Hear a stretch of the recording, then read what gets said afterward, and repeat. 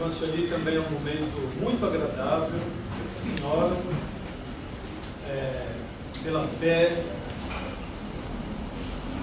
caminhou com o Senhor Jesus anos até tomar sua decisão, juntamente com sua família. E esse é um momento muito feliz para nós todos. E a igreja recebe a irmã também com muita alegria. Amém, meus irmãos? Amém. E quem é Jesus Cristo para a senhora? Seu Salvador?